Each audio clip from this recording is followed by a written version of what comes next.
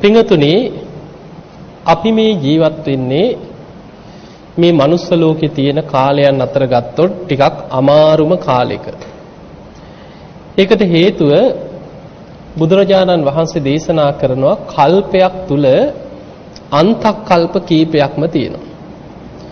ඒ අන්තක්කල්ප කියලා කියන්නේ කල්පය ඇතුළත මනුස්ස ලෝකේ මිනිස්සුන්ගේ ආයුෂ කාලයකට වැඩි වෙලා අසංඛේය දක්වාම වැඩි වෙනවා කියන. හැබැයි අද ඉන්න අපිට ඕක හිතා ගන්නවත් බැරි දෙයක්. එහෙම වැඩි වෙන ආයුෂ ටික අඩු වෙලා අවුරුදු 10ටම මිනිස් ආයුෂ බහිනවා කියන. එහෙම මිනිස් ආයුෂ බහිනකොට පළවෙනි අන්තක්කල්පය ගින්නෙන් ලෝක විනාශ වෙලා යනවා. ඊටාම සුළු පිරිසයි කියනවා ඊට පස්සේ ඉතුරු වෙන්නේ. අර ඉතුරු වෙන ටික දෙනා ආයමත් ටිකෙන් ටික ಗುಣධර්ම පුරන්න පටන් ගැනීම තුළ ටික ඔවුන්ගේ ආයුෂ වර්ධනය වෙනවා. ආයුෂ වැඩිවීමත් අඩුවීමත් අවුරුදු 100කට අවුරුද්දකින් වගේ කියනවා වැඩි වෙන්නේ අඩු වෙන්නේ. එතකොට ටිකෙන් ටික ආයමත් වැඩි වෙලා අසංඛේයයටම වැඩි වෙනවා කියන්නේ. එහෙම වැඩි වෙච්ච ආයුෂ ආයමත් අඩු වෙලා ආයි අඩු වෙනවා අවුරුදු 10ට. 10ට අඩු වෙනකොට දෙවනි අන්තක්කල්පය ජලයෙන් විනාශයටපත් වෙනවා. එතනිනුත් ඉතුරු වෙන්නේ ඊටාම සුළු පිරිසයි කියන. ඒ ඉතුරු වෙන ටික දෙනාගෙන් ආයමත් ආයුෂ වැඩි වෙලා ආයමත් වැඩි වෙනවා කියන අසංඛේයයට. එතනින් එතනින් පස්සේ ආයුෂ පිරිහෙන්න පටන් ගන්නවා ටික පිරිහිලා ආයි අවුරුදු 10 වෙනකොට තුන්වෙනි අන්තක්කල්පයත් ගින්නෙන් විනාශයටපත් වෙනවා. එතනිනුත් ඉතුරු වෙනවා ඊටාම සුළු පිරිසක්. ඒ ඉතුරු වෙන සුළු පිරිසෙන් ආයමත් ටික ආයුෂ වැඩි වෙලා අසංඛේයයටම වැඩි වෙනවා. එතනින් ආයමත් ආයුෂ පිරිහිලා අවුරුදු 10ට බහින කාලේ එනකොට මේ ලේසියෙන් හිමීට බහිනව නෙමෙයි. ටික අවුරුද්ද දෙක ඔහොම අඩු වෙවි ඇවිල්ලා මිනිස් ආයුෂ අවුරුදු 10 වෙනකොට හතරවෙනි අන්තක්කල්පේ අවිආයුධ වලින් ලෝක විනාශ වෙනවා කියන්නේ. ඒකට කියන්නේ සත්ත අන්තක්කල්පේ කියලා. ආයුධ වලින් මිනිස්සු මරාගෙන ලෝකේ ලේවිලක් වෙලා අවසන් වෙනවා කියන්නේ. දැන් අපි මේ ඉන්නේ මහා භද්‍ර කල්පයේ තුල හතරවෙනි අන්තක්කල්පයේ තුල. බුද්ධ දේශනාවේ පෙන්නනවා හතරවෙනි අන්තක්කල්පේ අපි මේ ඉන්නේ ඒ අන්තක්කල්ප විනාශයට ළඟ ඉන්නේ. දැන් අපිට ওই අවුරුදු දහස් ගණන් ආයුෂ කියලා කියනකොට නිකන් අපිට සමහරෙකුට මේවා හීන වගේ හිතෙන්න පුළුවන්. සුරංගනා කතා කියලා හිතෙන්න පුළුවන්. ඇයි අපිට එහෙම කිසිම අත්දැකීමක් නැහැ. හැබැයි දැන් අපිට පේනවා අපිට තේරෙන මට්ටමින් අපිට පේනවනේ අපේ ආයුෂ අඩුවීමක් තියෙනවා කියන එකනේ. දැන් බලන්න අපේ බුදුරජාණන් වහන්සේ වැඩ සිටිය කාලේ ඒ කාලේ සාමාන්‍යම ආයුෂ මිනිස්සුන්ගේ අවුරුදු 120ක්. ඒ තමයි සාමාන්‍ය ආයු අපේක්ෂාව. බක්කුල මහරහතන් වහන්සේ වැඩ හිටියා කියන අවුරුදු 160ක්. එතකොට ඒ කාලේ නිරෝගී භික්ෂූන් අතර අග්‍රස්ථානෙ ලැබපු බක්කුල මහරහතන් වහන්සේම අවුරුදු 160ක් වැඩ හිටියා. අනුරුද්ධ මහරහතන් වහන්සේ තමයි දිවස්ලාභීන්ගෙන් අග්‍ර වුණේ. උන්වහන්සේ අවුරුදු 150ක් වැඩ ඉඳලා තියෙනවා. එතකොට ඒ කාලේ සාමාන්‍ය ආයුෂම අවුරුදු 120 වුණාට අවුරුදු 150 60 පවා වැඩ හිටිය අය ගැන දේශනාවල තියෙනවා. දැන් බලන්න අද වෙනකොට අපි ගත්තාම අද ලංකාවේ සාමාන්‍ය ආයු අපේක්ෂණය ගත්තොත් අවුරුදු 70ක් 75ක් අතර සාමාන්‍ය ආයුෂ. කලාතුරකින් අවුරුදු 80 90 ඉන්නවා. හැබැයි ඉන්නේ කොහොමද?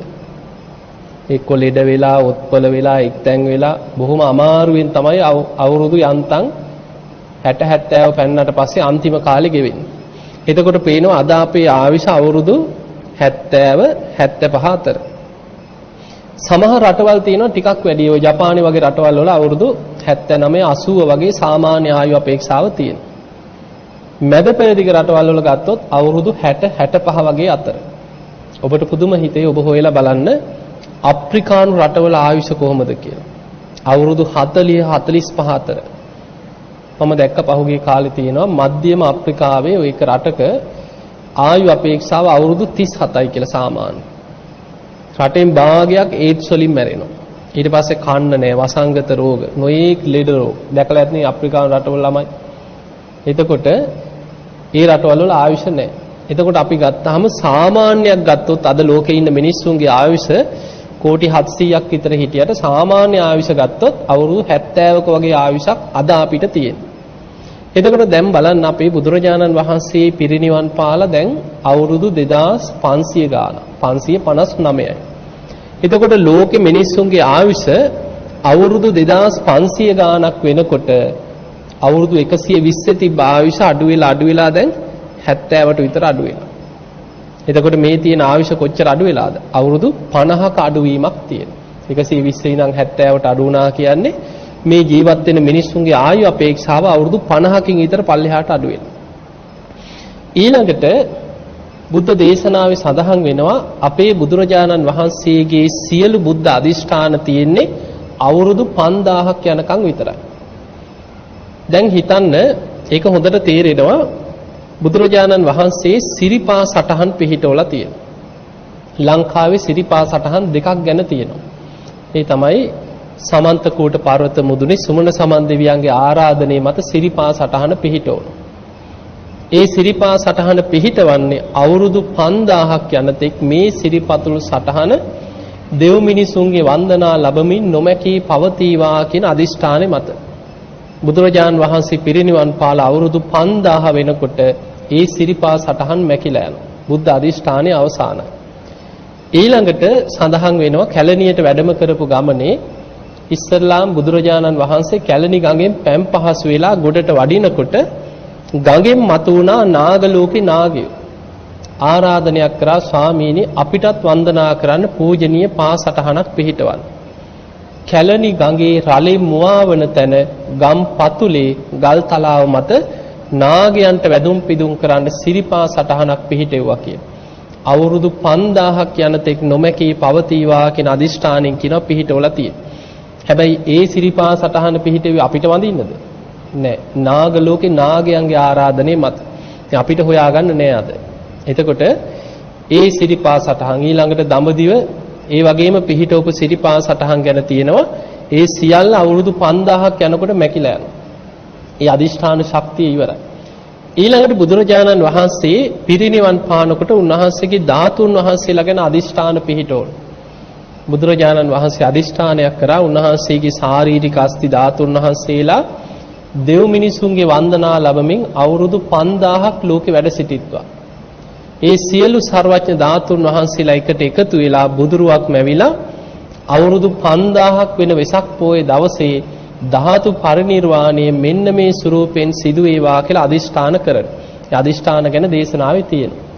එතකොට මේ අදිෂ්ඨාන වලට අනුව අපිට පේනවා බුදුරජාණන් වහන්සේ පිරිනිවන් පාලා අවුරුදු 5000 වෙනකොට සියලුම සර්වඥ ධාතුන් වහන්සේලා එකට එකතු වෙලා බුදුරුවක් මැවිලා පෙළහර පාලා අහසෙම පිරිනිවන් පානවා. එතනින් පස්සේ ආයේ කවදාවත් බුදුරජාණන් වහන්සේගේ කියලා පුංචි ධාතුන් වහන්සේ නමක්වත් අඩුම පුංචිම ප්‍රමාණයට බිඳිලා ගියේ අබෑට ප්‍රමාණය. අබෑට ප්‍රමාණි ධාතුන් වහන්සේ නමක්වත් ආයි ලෝකෙ ඉතුරු වෙන්නේ නැහැ කියන. එතකොට ඔය බුදුරජාණන් වහන්සේ පිරිනිවන් පාලා අවුරුදු 5000 වෙනකොට ඔබ හිතන්න දැන් මේ වේගෙන්ම මිනිස් ආයුෂ අඩු වෙලා ගියෝ. බුදුරජාණන් වහන්සේ පිරිනිවන් පාලා අවුරුදු 2500ක් වෙනකොට මිනිස්සුන්ගේ ආයුෂ 120 ඉඳන් 70ට අඩු වුණා නම් මේ වේගෙන් අඩු වෙලා ගියොත් තවත් අවුරුදු 2500ක් යනකොට ඒ කියන්නේ බුදුරජාණන් වහන්සේ පිරිනිවන් පාලා අවුරුදු 5000 වෙනකොට මේ වේගෙන් මිනිස් ආයුෂ අඩු වෙලා ගියොත් ඒ වෙනකොට මිනිස්සුන්ගේ ආයුෂ කීයක් තියෙද? 20ට බැහැලා. يعني 70න් තවත් 50ක් අඩු වුණාම 20යි. ඒ කියන්නේ ධාතු පරිනිර්වාණය සිද්ධ වෙනකොට සිරිපා සටහන් ලෝකෙන් මැකිලා යනකොට බුද්ධ අධිෂ්ඨානවල බුද්ධ ශක්තිය අවසන් වෙනකොට මිනිස්සුන්ගේ ආයුෂ අවුරුදු 20ට බැහැපු කාලයක්. බුද්ධ දේශනාවක් තියෙනවා දීඝනිකායේ චක්‍රවර්ති සීහනාද සූත්‍රය කියලා දේශනාවක්. මේ දේශනාවේ බුදුරජාණන් වහන්සේ පෙන්නනවා මිනිස් ආයුෂ අඩු වෙන හැටි පෙන්නලා බුදුරජාණන් වහන්සේ දේශනා කරා මහණෙනි මේ මිනිස්සුන්ගේ ආයුෂ අඩු වෙලා අවුරුදු 10ට බහිද්දී මනුස්ස ස්වරූපයෙන් ඉන්නේ සත්තුන්ට අන්ත කොටසක් කියනවා. රාග, ద్వේෂ, මෝහ ඇවිස්සලා විකෘති වෙච්ච මිනිස්සු කියනවා ඉන්නේ. කෙලෙස් වලින් විකෘති කියනවා. එළුවෝ, බල්ලෝ, බලල්ලු තිරිසන්නුන්ට අන්තයි කියනවා ඒ කාලේ මිනිස්සු. ලෝකේ බලවත්ම දේ තමයි කියනවා නියත මිත්‍යා දෘෂ්ටිය. ඒ නිසා කිසිම බයක් නැහැ මිනිස්සු පව් කරන්න. එකිනෙකා ඒ කරන අකුසල් වල විපාක හැටියට මිනිස්යන්ගේ විනාශයටම මෘග සංඥා පහළ වෙලා මෘග සංවරුසාවල් ඇදහැලෙනවා කියන. ඒකෙන් තෙමිලා මිනිස්සු තවත් කෙලෙස් වලින් විකෘති වෙනවා කියන. දවස් 7ක් ඇතුළත ලෝකෙ මිනිස්සු මරාගෙන ලේවිලක් වෙලා අවසන් වෙනවා කියන. තනි තනියෙන් හැංගිච්ච කීප දෙනෙක් විතරක් බේරෙනවා කියන.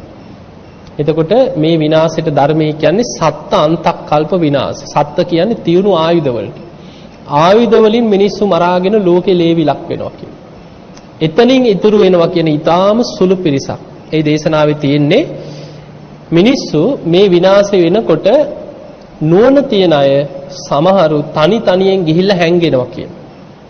මොකද ඊට පෙර ওই විනාශ වෙන්න කලින් දේවතාවරු සමහරු මනුස්ස ලෝකේ මේ කාරණේ කියාගෙන යනවා.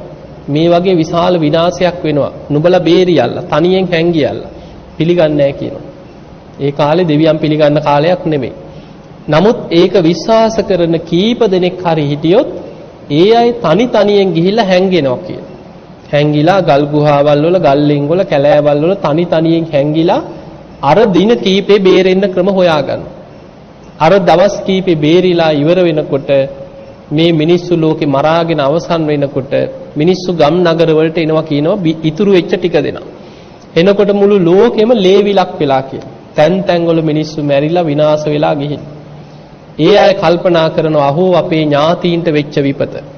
අහෝ අපේ දෙමව්පියන්ට වෙච්ච විපත. අපේ අසල්වැසියන්ට වෙච්ච විපත.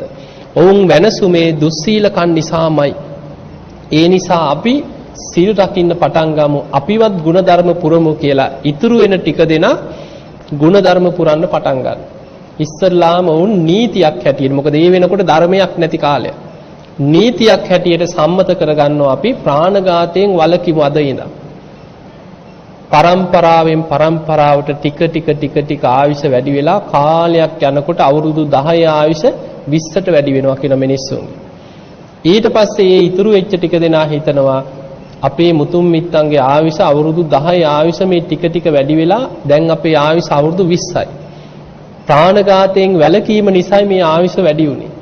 අපි හොරකමෙන් වළකිමු කියලා නීතියක් හැටියට සම්මත කරගන්නවා. හොරකමෙන් වළකිනකොට ටික ආයුෂ වැඩි වෙලා 20 ආයුෂ අවුරුදු 40 දක්වා ටික වැඩි වෙනවා කියන. ඔහොම තමයි මිනිස්සුන්ගේ ආයුෂ ආයි වැඩි වෙන්නේ. එතකොට අපිට පේනවා දැන් අපි ඉන්නේ මිනිස් ආයුෂ අවුරුදු 100නුත් පල්ලෙහාට බහැපු කාලෙක.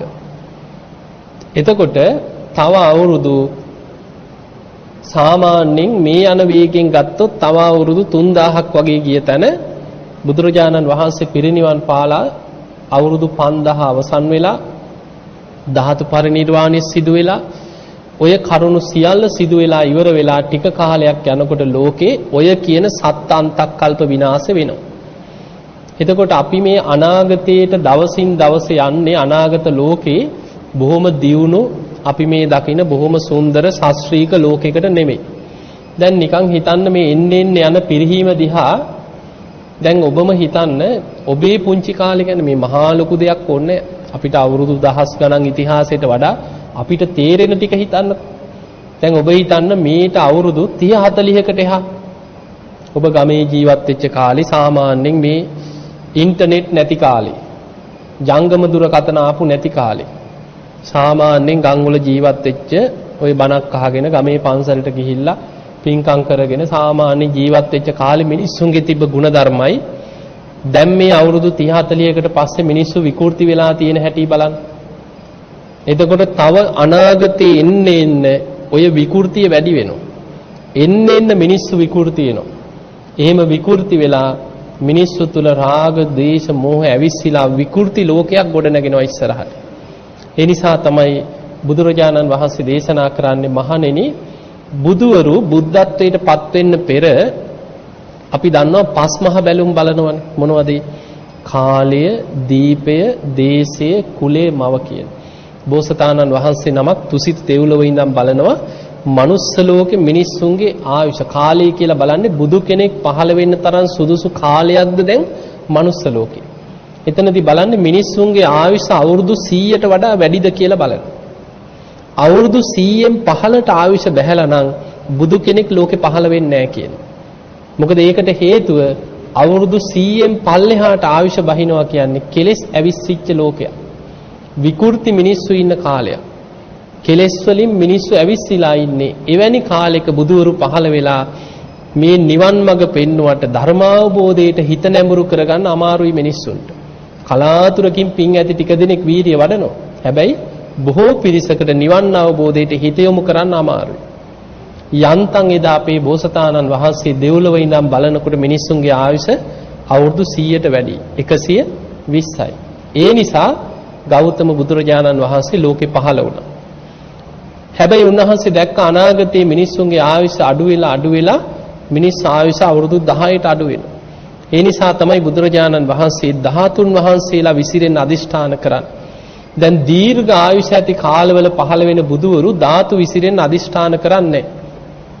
සමහර බුදුරජාණන් වහන්සේලා පිරිනිවන් පෑවට පස්සේ උන්වහන්සේගේ ශ්‍රී දේහය ආදාහනය කරාට පස්සේ 13 වහන්සේලා සියල්ල රත්තරන් කුට්ටියක් වගේ එක කැටියට පිහිටනවා කියනවා. එතකොට ඒ බුදුවරු වෙනුවෙන් එකම චෛත්‍යයයි කියනවා ධාතු තැන්පත් කරලා ඉදි කරන්නේ. නමුත් බොහෝ වෙලාවට අල්පායුෂ්ක බුදුවරු බලනවා අනාගතයේ පහළ වෙන මිනිස්සුන්ට අඩු ගන්න නිවන් අවබෝධ කරගන්න පිරිස අඩු වුණත් පින් දහම් හරි කරලා මේ 13 වහන්සේලාට හරි වැඳුම් පිදුම් කරලා බුදු කෙනෙකුට වන්දනා කරගත්තසේ මිනිස්සු පින් කරගන්නවා. ඒ අය සුගතිගාමී වෙනවා. අන්නේ පිනිස මාගේ ශාරීරික 13 වහන්සේලා දෙව් මිනිසුන්ට වන්දනා කරමින් පින් රැස් කරගන්න මේ ප්‍රමාණ වලින් විසිරේවා. ඒ සර්වඥ 13 වහන්සේලා අවුරුදු 5000ක් යනතෙක් දෙව් මිනිසුන්ගේ වන්දනා ලැබමින් වැඩ සිටිත්වා කියලා බුද්ධ අධිෂ්ඨාන පිහිටවන. ඒ නිසා දැන් අද වෙනකොට ගත්තොත් වෙලා තියෙන්නේ ධර්මයේ පිරිසිදුව තියෙනවා. ධර්මයේ වැරද්දක් නෙමෙයි. ධර්මයේ ඊටාම පිරිසිදුව තියෙනවා. නමුත් මිනිස්සුන්ට කෙලෙස් වැඩි. ලෝකේ ඉන්නේ විකෘති වෙච්ච කොටසක් දැන්. එන්න බණ ඇහුවට හිත නැඹුරු කරගන්න අමාරුයි ධර්ම අවබෝධයට. මිනිස්සුන්ගේ කෙලෙස් ඇවිස්සෙන දේවල් තමයි වැඩි.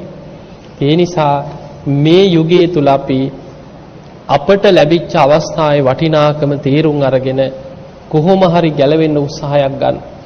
ධර්මයේ දියුණු කරගන්න උත්සාහයක් ගන්න. ධර්මාවබෝධයට වීරියක් වඩන්න. ඒ නිසා අපි ධර්මයේ දියුණු කරගන්න වීරිය වැඩි නැත්නම් අපිට මෙච්චර වටින අවස්ථාවක් ලැබිලා අපි හරියට අතට ලැබිච්ච දේ බිම දාගත්තා වගේ වෙනවා. අතට ලැබිච්ච මණික බිම දාගත්ත කෙනෙක් වගේ වෙනවා. අන්න ඒ නිසා මේ ලැබිච්ච අවස්ථාවෙන් උපරිම ප්‍රයෝජනයක් ගන්න. දැන් හිතන්න කෝටි 700ක් විතර ඉන්නව අද මනුස්ස ලෝකෙ මිනිස්සු. බටහිර රටවල් ගන්න කෝටි ගාණක් ඉන්නවා. ඒ අයට මේ ධර්මයක් දියුණු කරන්න තියෙන අවස්ථාව ඉතාම අඩුයි.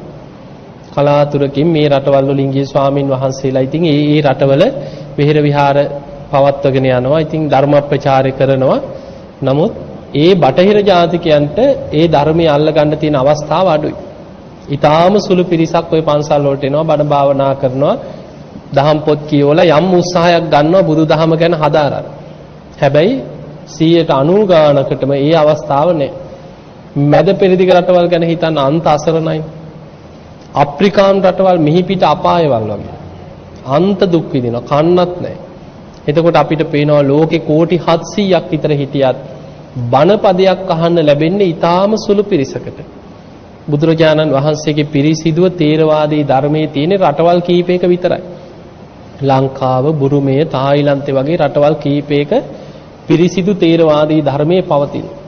ඒ රටවල් වලින් ගිය ස්වාමින් වහන්සේලා තව රටවල් වල ඉතින් ටික ටික ධර්ම ප්‍රචාරය කරනවා. එච්චරයි.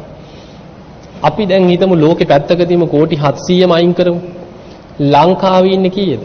කෝටි 2ක් විතර. මේ ලංකාවේ ඉන්න අයගෙන් අන්‍ය ජාතිකයන්, අන්‍ය පිරිස ඔක්කොම අයින් කරලා බෞද්ධයෝ ගැනම නිකන් හිතන්න. බෞද්ධ නමෙන් හිටියත් කීයෙන් කී දෙනාටද සද්ධාව දියුණු කරගන්න අවස්ථාවක් ලැබෙන්නේ? කීයෙන් කී දෙනාද අවංකවම සිල් රකින්නේ? කීයෙන් කී දෙනාද අවංකව බණක් හරි දවසකට එක බණක් අහන්නේ? භාවනාවක් කරන්නේ, ආසාවකට හරි භාවනාවක් කරන්නේ. එතකොට අපිට පේනවා බුදුරජාණන් වහන්සේගේ උපමාව උන්වහන්සේ දේශනා කරා, මහණෙනි, මනුස්ස ජීවිතයක් ලැබුවත් සුගතියක යන්න තරම් ජීවිතේ කුසල් දහම් වලින් පින් දහම් වලින් දියුණු කරගන්නේ නියසිලට ගත්ත පස් වගේ ඊටාම ටිකයි කිය. එතකොට මනුස්ස ලෝකේ කෝටි 700ක් හිටියත් මේ ලැබිච්ච මනුස්ස ජීවිතෙන් ප්‍රයෝජන ගන්න ඊටාම සුළු පිරිසයි. ඒ අවස්ථාව ලැබෙන්නේ අඩු ගානේ බෞද්ධයෙක් වුණත් ජීවිතේ ගුණධර්ම පුරාගෙන ධර්මාවබෝධයට ජීවිතයක් ගොඩනගන්න ඊටාම සුළු පිරිසයි. ඒ නිසා ඒ පිරිස අතරට ඇතුල් වෙන්න උත්සාහයක් ගන්න. බුදුරජාණන් වහන්සේ නියසිලට පස් ටිකක් අරගෙන උපමා කරලා පෙන්නවා මේ මනුස්ස ජීවිත ලැබපු අයගෙන් මැරෙන අයගෙන් මහ පොළොවේ පස් වගේ විශාල පිරිසක් අපායටම තමයි කිවැදෙන්නේ. ආයි මනුස්ස ජීවිත ලබන්නේ සුගතිය කියන්නේ ධර්මාවබෝධයට ජීවිතේ දියුණු කරගන්නේ නියසිලට ගත්ත පස් වගේ ටික දෙනයි කිය. අන්නේ පිරිසට ඇතුල් වෙන්න උත්සාහයක් ගන්න. ඒ පිණිස අපි අප්‍රමාදී වෙන්නට ඕන. ඔබට හොඳ සිදුවීමක් පහුගිය දවසක අවුරුදු 42ක් වගේ ඇති. තරුණ පුතෙක් ආව මාව හම්බෙන්න අම්මයි තාත්තයි එක්ක ආවේ. ඉතින් ඒ අම්මා තාත්තා ආපු වෙලේ ඉඳන් අඬනවා පුතා ගැන කියන්නේ බලන්න හාමුදුරනේ අපි මෙච්චර පින් කරනවා මෙච්චර දන් දෙනවා අපි මෙච්චර පන්සල් වලට උදව් කරලා තියෙනවා. ඇයි අපිට මෙහෙම වුනේ කිය අඬනවා. මොකද අර පුතාට ලියුකේමියාව හැදිලා. ඒ එකම පුතයි දුවෙක් ඉන්නවා එච්චරයි. එතකොට මේ පුතාට අවුරුදු 42යි. ඒ ළමයා පුදුම දරුවෙක්. hina වෙවි පුදුම සතුටකින් ඉන්නවා. අර අම්මා කියන්නේ hina ඔන්න බලන්න හාමුදුරනේ ඔන්න බලන්න. මං කොච්චර කීවත් වැඩක් නැහැ කියනවා. මම මේ එක්කාවේ හාමුදුරන්ට කියලා මේ අම්මා තාත්තට බණ ටිකක් කියවන්න කියලා ඒ ළමයා hina වෙවි ඉන්නවා. ඒ දරුවා බොහොම සතුටෙන් ඉන්නේ. ඒ ලියුකේමියාව කියන්නේ හොඳ කරන්න බැරිම ඒකේ කීපයක් තියෙනවා. ඒ දරුවට තියෙන හොඳ කරන්න බැරි ඒ ලෙඩේ. එතකොට ඒ දරුවා කියනවා මට හාමුදුරනේ මගේ වාසනාවට තමයි කිය මට මේ ලෙඩේ හැදුනේ. කවුරුත් ඕක කියයිද? කියන්නේ ඒ ළමයා කියනවා හාමුදුරනේ හදිස්සියේ මම පපුවේ අමාරුවේ හැදිලා මැරුණා නම් මට මේ ධර්මයේ දියුණු කරගන්න බැරි වෙනවා. රෑ නිදාගෙන උදේ බලනකොට ඇඳේ මැරිලා ඉන්න පුළුවන්. එහෙම වුණා නම් ඒත් මට ධර්මයේ දියුණු කරගන්න කාලයක් නැති වෙනවා කියනවා. ඊළඟට අපිට කියන්න බෑනේ කුටි කාලා මැරෙන්න වෙයිද හැප්පිලා මැරෙයිද ඇක්සිඩන්ට් එකකින් මැරෙයිද මොන වගේ හරි අනතුරකින් ශනිකව මැරුණා නම් මට මේ ටික කරගන්න බැරි වෙනවා කියනවා. ඒ දරුවා කියනවා හාමුදුරනේ මගේ වාසනාවට මම මාස කීපයකට කලින් දැනගත්තා කියලා ලෙඩේ. මම එදා ඉඳන් උදේ ඉඳන් දැන් බුදු ගුණ හිතනවා කියනවා. ධර්මයේ ගුණ හිතනවා බුද්ධානුස්සතිය වඩනවා ධම්මානුස්සතිය වඩනවා සංඝානුස්සතිය වඩනවා අනිත්‍ය මෙනෙහි කරනවා. ඒ දරුවා කියනවා මට ඉතින් ඇලි වෙනකන් සමහර දවසට නිින්ද යන්නේ නැහැ කියෝ. බේත් සැරට. එල්ලි වෙනකම් භාවනා කරනවා. ඔන්න බලන්න ධර්මයේ අල්ලන කෙනා. එල්ලි වෙනකම් භාවනා කරනවා කියෝ. අනිත්‍යම මෙනෙහි කරනවා කියෝ. විදර්ශනා වඩනවා පංච උපාදානස්කන්ධය ගැන අනිත්‍ය වශයෙන් මෙනෙහි කරනවා. මේ කුණු ශරීරය ගැන ආදීනව වශයෙන් වඩනවා. සුගතියක හිත පිහිටවාගෙන සද්ධා සීල සුත ත්‍යාග ප්‍රඥා වඩනවා. ඒ දරුවා මට කියනවා හාමුදුරනේ මට නම් දැන් සම්පූර්ණයෙන්ම විශ්වාසයි කීවා දැන් මම මැරුණත් ඒකාන්තයෙන් සුගතියම තමයි කියලා. පුදුම සතුටෙන් ඉන්නේ. එහෙම කියලා ඒ දරුවා මට කියනවා හාමුදුරනේ මං ඉතින් උත්සාහ ගන්නේ නිකන් සුගතිය යන්න නෙමෙයි කියෝ. මට කොහොම හරි මාර්ගඵලයක් ලබාගෙන සුගතියක ගියොත් අන්න ඒකටයි කියව මම මේ උත්සාහ ගන්න. ඒ ළමයාම මට කියනවා බලන්න හාමුදුරනේ සාමාවතී ඇතුළු 500ක් ගින්නෙන් පිච්චිලා මැරිලා අනාගාමී වෙන්න පුළුවන් වුණා. ඔබ අහලා ඇති මේ කතාව. සාමාවතී කියන්නේ උදේනි රජුරුවන්ගේ බිසවක්. බිසවවරු 500ක් හිටියා. මේ 500 දෙනාම කුජුත්තරාගෙන් ධර්මය අහලා භාවනා කරා මාලිගාවේ ඉඳන් ධර්මයේ පුරුදු කරා.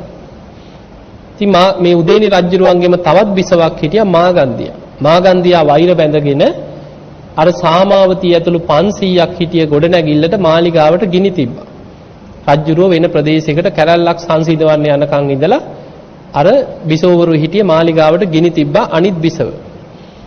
ඒ මාලිගාව ඇතුලේ සාමාවතී ඇතුළු 500ක් අර ගිනි ගන්න ගොඩනැගිල්ලේ දැන් ගින්නෙන් පිච්චෙනකොට දැන් වෙන අය නම් කෑ ගහයි හූතියයි දෙවනක් කරයි බේරගනියෝ කියයි ජනේලෙන් හරි පණීනේ නේ. මේ 500ම දැනගත්තා දොරවල් වහලා කණුවල රෙදි පාංකඩ ඔතලා ගිනි තිබ්බේ. ඒ වෙලේ සාමාවතී කියනවා නැගනිවරුනි අපිට දැන් බේරෙන්න අතක් නැහැ කියෝ. අපිට තියෙනවා වටිනාම දෙයක් ඒ තමයි බුදුරජාණන් වහන්සේගේ ධර්මය. ඒ නිසා අපි සියලු දෙනාම ධර්මයේ මෙනෙහි කරමු කිය. 500ම වාඩි වෙලා ධර්මයේ අර ගිනි ගන්න ගොඩ නැගිල්ල ඇතුලේ ධර්මයේ සිහි කරා. භාවනා කරා. මෛත්‍රී සිතම බලවත් කරන්න කීවා. දැන් මේ ස්වභාවික ගින්නක් නෙමෙයි ගිනි තියලානේ. වෙන කෙනෙකුට කොච්චර වෛරයක් ඇති වෙනවද ගිනි තියපු අය ගැන. අර 500ම භාවනා කරා. සාමාවතී කියනවා ගින්නෙන් පිච්චෙනකොට යම් වේදනාවක් ඇද්ද එයත් අනිත්‍ය වශයෙන් මෙනෙහි කරන්න. ඔබ දන්නවා සතර සතිපට්ඨාන උගන්වනවා වේදනානුපස්සනාව කියලා කොටසක්. ඒ ඇතිවන විඳීම ස්පර්ශයෙන් හටගන්න විඳීමක් හැටියට වේදනාව අනිත්‍ය වශයෙන් මෙනෙහි කරන්න කියලා. මේ 500ම ගිනි ගන්න ගොඩනැගිල්ල ඇතුලේ භාවනා කරා 500ම අනාගාමී ඵලයටපත් වෙලා සුද්ධාවාස බඹලව ඉපදුණා. එතකොට බලන්න මේ භික්ෂුණීන් වහන්සේලා නෙමෙයි. උදේනි රජුරුවන්ගේ බිසෝවරු ටික. දැන් සාමාන්‍ය ගින්නක් නෙමෙයි නිකන් හිතන්න කොච්චර අමාරුද කියලානේ. අපි කාටත් ඕන තරම් අත්දැකීම් ඇති නිකන් දියපට්ටයක් හරි ඇවිල්ලා ඇතිනේ නේ. පොඩි ඇඟිල්ලක් පිච්චුණා නම් දියපට්ටයක් හරි ආව නම් තේරෙනවා ගින්නෙන් පිච්චෙනකොට කොච්චර අමාරුද. එහෙම ගින්නෙන් පිච්චෙනකොට ධර්මයේ සිහි කරලා අනාගාමී වෙන්න පුළුවන් කියන්නේ කොච්චරනම් ශ්‍රේෂ්ඨද. එහෙනම් අපිට පේනවා මරණ වේදනාව තුල ධර්මය අල්ලපු කෙනාට ධර්ම අවබෝධයට හිතක් පුරුදු කරන්න පුළුවන්. ඉතින් අර දරුවා මට ඕක කියලා කියනවා හාමුදුරනේ මම ඕකමයි කියලා හිතන්නේ. සාමාවතී ඇතුළු 500කට අර බිසෝවරුන්ට පුළුවන් වුණා නම් මැරෙනකොට ධර්මයේ සිහි කළ අනාගාමී වෙන්න මට බැරි මොකද කියලා මං හිතනවා කියලා. ඉතින් ඒ දරුවා මට කියනවා හාමුදුරනේ ඉතින් අවංකවම කියනවා. හාමුදුරනේ දැන් ඉතින් කොයි වෙලේද කියන්න බෑ. මම ඉතින් දැන් මේ පුරුදු වෙනවා කීවා. ඒ මැරෙනකොට මරණ වේදනාව තුලත් අනිත්‍ය මෙනෙහි කරන්න මම පුරුදු වෙනවා කියලා. බලන්න කොච්චර ශ්‍රේෂ්ඨද කියලා. අන්න මරණේ ජය ගන්න අය. ඒ නිසා තමන් මාස කීපයකට කලින් දැනගත්ත ලෙඩේ දැනගත්ත බේරෙන්න අතක් නැහැ. බේරෙන්න තියෙන වටිනාම දේ ධර්මය අල්ලන එක. පුදුම වීරියෙන් මාස දෙක තුනක් තිස්සේ දවල් රැය නැතුව භාවනා කරා. ධර්මයේම මෙනෙහි කරා. දවසකට බණ 5ක් විතර අහනවා කියලා. ඒ අහන ධර්මයේම මෙනෙහි කර කර නුවණින් හිතනවා කිය. භාවනා කරන අනිත් හැම වෙලෙම සතිපට්ඨානෙ වඩන. එතකොට බලන්න ඉතින් එහෙම මාත් එක්ක ගොඩාක් වෙලා කතා කරලා පස්සේ ඉතින් ඒ අම්මා තාත්තා දෙන්නට කිව්වා මේ මගේ උඩ තියෙනවා ධාතු මන්දිරය. අම්මලා තාත්තාට ධාතු මන්දිරේ වැඳලා ඉන්නකෝ කියලා උඩට ඇරියා. යවලා මේ ළමයා අම්මා තාත්තා යවලා මට ලං වෙලා කියනවා හාමුදුරනේ මම මේ එක්කරගෙන ආවේ කොච්චර කීවත් වැඩක් නැහැ කියෝ. මට එකම බයයි කීවා තියෙන්නේ මම ධර්මයේ සිහි කරගෙන මැරෙන්න යනකොට මේ දෙන්න ඇඟට පණී කියලා අනේ පුතේ කියාගෙන ඇඟට පැන්නොත් මගේ හිත විසිරෙයි කියලා මට ටික පොඩි බයක් තියෙනවා කියෝ. ඔන්න ඕකට තමයි කියවා මම මේ එක්කාවේ. වහන්සේ පුළුවන් නම් අම්මා තාත්තා තනි කරලා කියන්න කීවා මට නිදහසේ මැරෙන්න වෙලාවට මැරෙන්න දෙන්න කියලා ධර්මයේ සිහි කරගෙන. ඔන්න බලන්න ස්වභාවය. එතකොට බලන්න නිකන් හිතන්න දැන් ධර්මයේ දියුණු කරගත්ත කෙනාටත් තියෙන අනතුර මොකද්ද? ධර්මයක් නොදන්න ඥාතිය. ඒක තමයි අනතුර. ඇයි හිතන්න කෙනෙක් හොඳට භාවනා කරන කෙනෙක්, ධර්මයේ දියුණු කරන කෙනෙක්, අනිත්‍ය මෙනෙහි කරගෙන ධර්මයේ හිත පිහිටවගෙන ඉන්නකොට වට වෙලා හූ තියන්න ගත්තොත් මොකක් වෙයිද? ඔළුව ඉඹිනවා, මූණ ඉඹිනවා, දාලා යන්න එපා කියලා ඇඟට පනිනවා, කකුල් දෙක එල්ලෙනවා, නැතුව අපි කොහොමද ඉන්නේ කියාගෙන ඇඟට පනිනවා, හූ තියනවා. එතකොට හිතන්න හිතක් එවැනි වෙලාවක හිත විසිරෙන්න තියෙන අවස්ථා වැඩිනේ. සෝවාන් වෙච්ච කෙනෙක් නම් කමක් නැහැ කොහොමත් බේරිලා. එතනින් මෙහා තාම පෘථග්ජන මට්ටමේ ඉඳන් ධර්මාවබෝධයට උත්සාහ කරන කෙනෙකුට ඒක අනතුරක්. දැන් නිකන් හිතමු අපි අවංකව මෙහෙම අපි ගැන හිතමු. දැන් ඔබ බණ අහනවා හොඳට. අපි හිතමු එහෙම ඔබ හොඳට බණ අහන පිරිසක්. දන් දෙනවා, පින් කරනවා, කුසල් වඩනවා, ජීවිතේ ඔබ හොඳට ಗುಣධර්ම වඩ아가ගෙන ඉන්නවා කියලා හිතන්න. ඔබ හිතාගෙන ඉන්නවා මං නම් ඉතින් සුගතියෙම තමයි. එහෙම හිතනවන්නේ. පින් කරගත්ත කෙනා එහෙම හිතනවා. මට ඉතින් ධර්මයේ සිහි කරගෙන මං දැන් මැරෙන්න බය නැහැ, මට ඕවා ගැන ආසාවක් නැහැ. ඔහොම කියන අය නැද්ද? ඉන්නවා. දැන් අපි හිතමු ඔබ ගෙදර හරි අසනීප වෙලා හදිස්සියෙම අමාරු වුණා කියලා පපුවේ අමාරුවක් හැදුනා මොනවා හරි බඩවැල් වල බඩේ අමාරුවක් හැදුනා නිකන් හුස්ම ගන්න අමාරු වුණා පපුව හිර වෙන්න ගත්තා කියලා හිතන්න. ඔබේ දරුවෝ ඔබව ගෙදර තියාගෙන ඉදීද? වට වෙලා ඔබට පිරිත් කියයිද? නැහැ. උස්සගෙන දුවනවද නැද්ද ඉස්පිරිතාලයකට? අනිවාර්යයෙන්ම උස්සලා දා ගන්නවමයි ත්‍රිවිල් එකකට හරි දා ගන්නවා වාහනයකට හරි දාගෙන කොහොම හරි උස්සගෙන දුවනවා ඉස්පිරිතාලෙට. ඔබව ඉස්පිරිතාලෙට ගෙනිච්ච ගමන් දොස්තරලා මොකද කරන්නේ? පිරිත් පොත් අරගෙන පිරිත් කියනවද? මිසීලා ලෑස්ති වෙලා ඉන්නවද බණ කියන්නේ? ආපු ගමන් ගෙනාපු ගමන් කරන්නේ එක්ක ඔක්සිජන් එකක් දෙන්න පුළුවන් නම් මූණට ඒක ගහලා ඔක්සිජන් එකක් දෙනවා. හුස්ම ගන්න බැයි නම් බටයක් යවනවා. කොච්චර රිදුනත් බටයක් දානවා එක්ක පෙනහල්ල හිල් කරලා හරි බටේ දානවා. සමහර අයගේ මේ පපුවෙන් සිදුරු කරලා බටේ දානවා පෙනහල්ලට. කටු ගහනවා, ඉන්ජෙක්ෂන් ගහනවා. පපුව තලනවා. දැකලා ඇතිනේ සමහරුන්ට මැරෙන්න යනකොට කරන්ට් එක අල්ලනවා. අර පපුවට කරන්ට් එක අල්ලනවා දැකලා තියෙනවද? උඩ විසි වෙලා ඇඳට වැටෙන්නේ. දැන් ඔහොම වට කරගෙන වද දෙනකොට ධර්මයේ සිහි කරගෙන ධර්මයේ මෙනෙහි කරගෙන සුගතියක හිත පිහිටව ගන්නවා කියන්නේ ලේසිද? එතකොට නිකන් හිතන්න ධර්මයේ පුරුදු කරලා නැත්නම් තරහක් ඇති වෙනවද නැද්ද? මට මුම් මැරෙන්නවත් දෙන්නේ නැහැ නිදහස කියලා හිතෙනවද නැද්ද? හිතෙනවනේ. අර වෛද්‍යවරයා ගැනත් වෛරයක් ඇති වෙන්න පුළුවන්. තමන්ව බේර ගන්න හදන්නේ. හැබැයි ඒක තමන්ට ඒ වෙලාවේ වදයක්. එහෙන් කපනවා, ඒ වේදනාව ඇති වෙනවා, බට දානවා, පපුවට කරන්ට් එක අල්ලනවා, උඩ විසි වෙනවා. වට කරගෙන වද දෙනකොට එහෙන් කටුවයින්නවා, මෙහෙන් බට දානවා, සමහරු බට කඩලා විසි කරනවා. දැන් හිතන්න එවැනි අවස්ථාවක ධර්මයේ මෙනෙහි කරනවා කියන්නේ ලේසි දෙයක්ද? අමාරුයි. හැබැයි මේ අමාරු දේ කරගන්න නම් අපි ජීවත් වෙලා ඉන්නකොට සිහිනුවන තියෙනකොට තරුණ වයසේ මැදි වයසේ ඒ අමාරු දේ පුරුදු කරන්න ඕන. හොඳට සද්ධාව බලවත් කරගෙන හිටියොත් කාලයක් තිස්සේ සද්ධාදී ගුණධර්ම වඩලා නම් මරණ මංචකයේ තුනුරුවන් සිහි කරගන්නවා කියන එක ලේසි දෙයක්.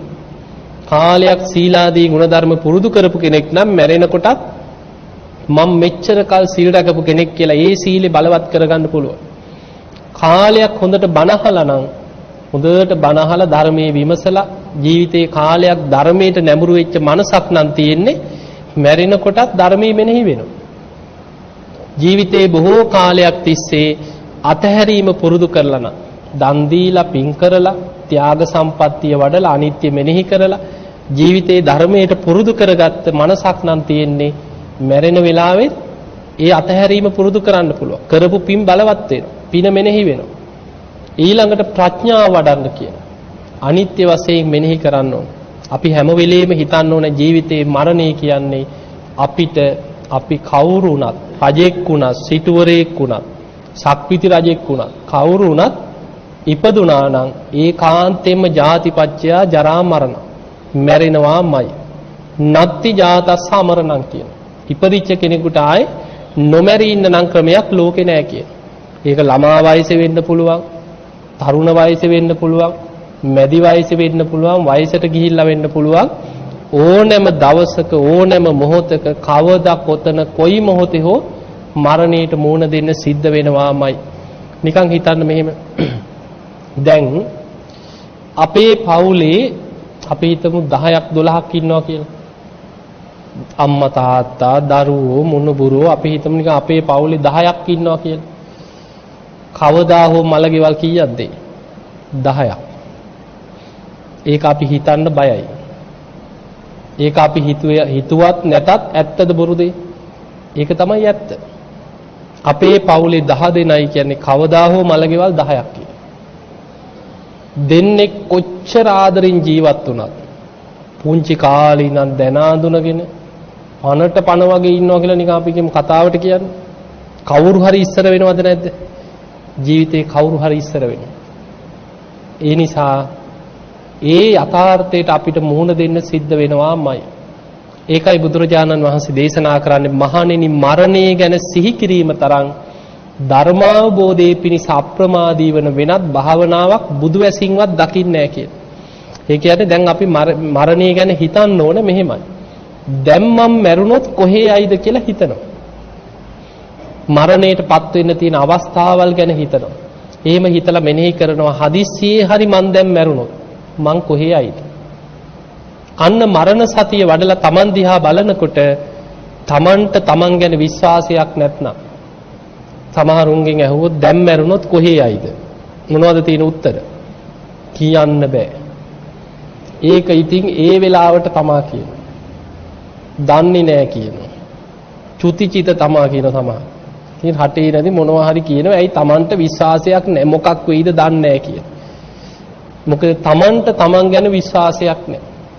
හැබැයි බුදුරජාණන් වහන්සේ පෙන්නනවා අපි අපේ ජීවිතය තුළ සද්ධාව හොඳට බලවත් කරගෙන නම් අපි කාලයක් තිස්සේ හොඳට සිල් රැකලා නම් දහම් දැනුම දියුණු කරලා නම් ත්‍යාග සම්පatti අතහැරීම පුරුදු කරලා නම් ඊළඟට ප්‍රඥාව සද්ධා සීල සුත ත්‍යාග ප්‍රඥාව වට කියන්නේ සීක බල. මේ සීක බල ධර්ම කෙනෙක් තුල වැඩිලා නම් Tamanට Taman ගැන විශ්වාසයක් ඇති වෙනවා මම දැන් මැරුණා සුගතිය. මා තුල හොඳ සද්ධාාවක් තියෙනවා. මං හොඳට සද්ධාව පුරුදු කරගත්ත කෙනෙක්. මං කාලයක් තිස්සේ සිල් රකින්න කෙනෙක්. මන් නම් බය නැහැ. අන්න එහෙම කියනවා සමහරු. මං හොඳට සිල්වත් ජීවිතයක් ගත කරන කෙනෙක්. මං හොඳට බණ අහන කෙනෙක්. මං හොඳට දහම් දැනුම පුරුදු කරගත්තා. මං හොඳට පින් කරගත්ත කෙනෙක්. මං හොඳට බණ භාවනා කරගෙන ප්‍රඥාව දියුණු කරගත්ත කෙනෙක්. ඒ නිසා මම දැන් මැරුණා සුගතියමයි කියලා Tamanට Taman ගැන විශ්වාසයක් ඇති වෙනවා. ඒ විශ්වාසෙවත් අපිට නැත්නම් අපේ බෞද්ධකමෙන් කරගත්ත දේකුත් නැහැ. එතකොට අපිට මේ ලැබිච්ච මනුස්ස ජීවිතය තුළ අපිට විශ්වාසයක් නැත්නම් මම දැන් මැරුණා සුගතියමයි කියලා අපි අපේ බෞද්ධකමෙන් කරගත්තු දේකුත් නැහැ. ඒ නිසා අප්‍රමාදී වෙන්න මේ ලැබිච්ච මනුස්ස ජීවිතය අවසන් වෙන්න පෙර අප්‍රමාදීව සද්ධාව දියුණු කරගන්න. සීලය දියුණු කරගන්න. දහම් දැනුම දියුණු කරගන්න. ත්‍යාග සම්පත්තිය ප්‍රඥාව වඩන්න. ඉතින් ඔබ හැම දිනාටම මේ ලැබූ මනුස්ස ජීවිතය තුළ අප්‍රමාදීව සද්ධාදී ගුණධර්ම දියුණු කරගෙන උතුම් වූ ධර්මයේම අවබෝධ කරගන්න වාසනාවම ලැබේවා ලැබේවා ලැබේවා කියලා අපි ආශිර්වාද කරනවා.